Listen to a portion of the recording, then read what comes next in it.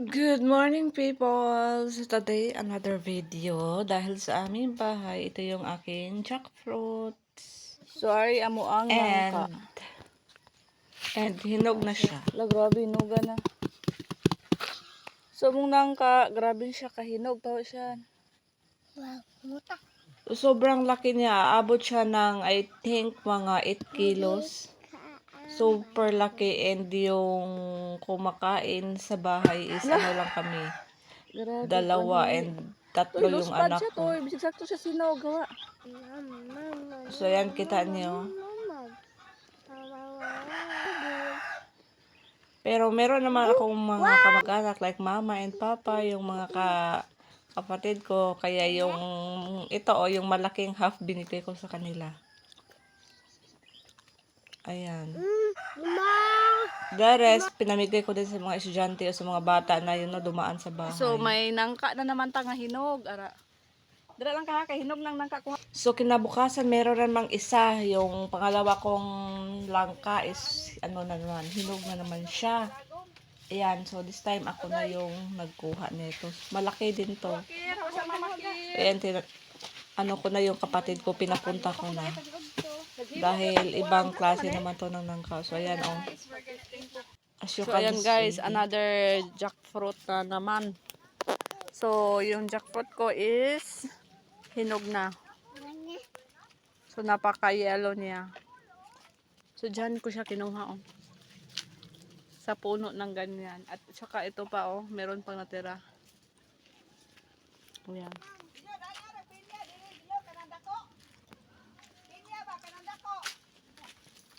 Ayan, oh.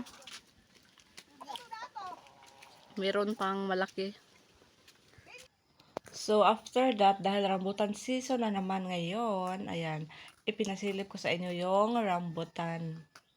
So, daming bunga niya and marami pang hilaw. So, I think mga 1 week after, lahat to is hinog na and lahat to pwede nang i-harvest.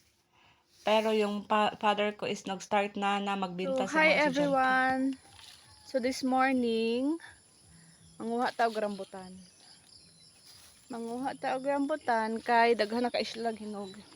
So, nakoy kahoy dira nga gitukod pag adto sa babaw para siya dili mayuniyon paubos.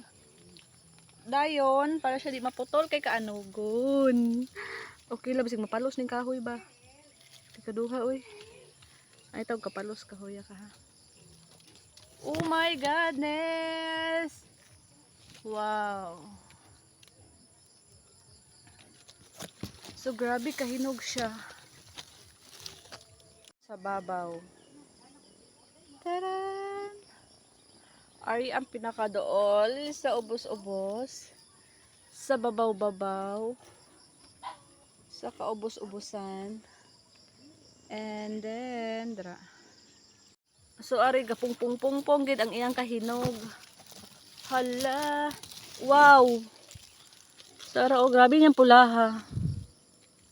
Wow, wow, wow. So, magkuha tag usa ka buok.